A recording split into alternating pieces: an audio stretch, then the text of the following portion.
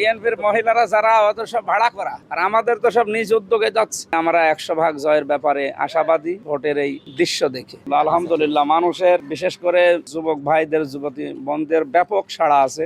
আমার বিভিন্ন গণসংযোগে যাওয়ার সময়, বিশেষ করে ইউনিয়নগুলোতে আর ওয়ার্ডে, এরা বাড়ি থেকে বের হয়ে রাস্তায় অনেকে ফুলের মালা পর্যন্ত দিচ্ছে, মানে আবেগে। তার মানে আমরা 100% জয়ের ব্যাপারে আশাবাদী ভোটের এই দৃশ্য দেখে।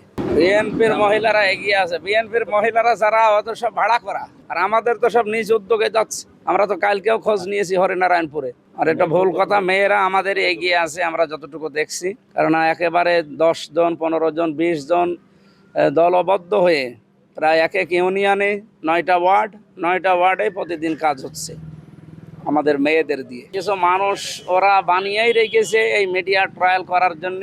আর এই কাটসাট বক্তব্যগুলো হেডিং আকারে মানুষের সামনে আগে নেই পরে নেই মাঝখানের শব্দটা নিয়ে বিভ্রান্ত করার জন্য ওদের এখন আর কোনো হাতিয়ার নেই। এই মিডিয়াটা এখন ওদের হাতিয়ার।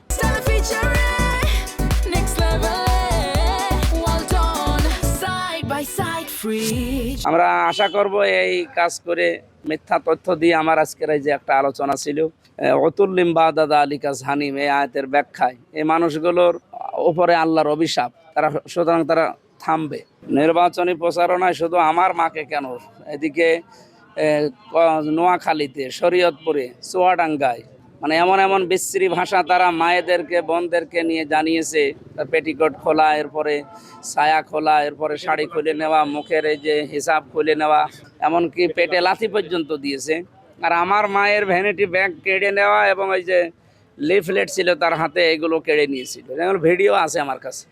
আমি সেই সময় ছিলাম হরিপুরে, ওই চর এলাকায় ছিলাম। আমি পরে শুনলাম উনি নাকি পরে মাপ চেয়েছে। আমার মা বলছে ঠিক আছে, মাফ করে দিলাম। আগামীতে যেন এরকম কেউ করার সাহস না পায়, এই জন্য আমরা প্রতিবাদও জানিয়েছি এবং ধিক্কার জানাই সমস্ত কাজে। কালকেও প্রায় 2 জায়গা থেকে এসেছে। একটা আইলচারা থেকে তারা হুমকি ধমকি দিচ্ছে যে দাঁড়িপাল্লার পক্ষে কাজ করা যাবে না, করলে 12 তারিখের পরে তোদের দেখে নেব। পুলিশ লাইনের সামনেও, পুলিশ লাইন না, জেলা স্কুলের সামনে, ওখান থেকেও কালকে রাত্রে 2 দল এসেছিল 11টার সময়। ওনারাও এটাই জানিয়েছে যে আমাদেরকে হুমকি ধমকি দিচ্ছে যে তোদেরকে কিন্তু মেরে ফেলবো, 12 তারিখের পরে তোদের খবর আছে।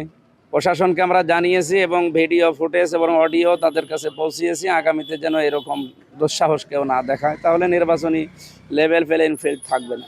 নিরপেক্ষ আছে, কিন্তু আমরা চাই আরও অ্যাক্টিভ হোক তারা, বিশেষ করে অবৈধ অস্ত্রগুলো, এবং যারা হুমকি ধমকি দেয় তাদেরকে যেন কন্ট্রোলে নিয়ে আসে। আর ফেসবুক, ইন্টারনেট, ইউটিউব ব্যবহার করে যারা মানুষের চরিত্র হনন করার জন্য অলরেডি লেগে পড়েছে তাদেরকে যেন কন্ট্রোল করে।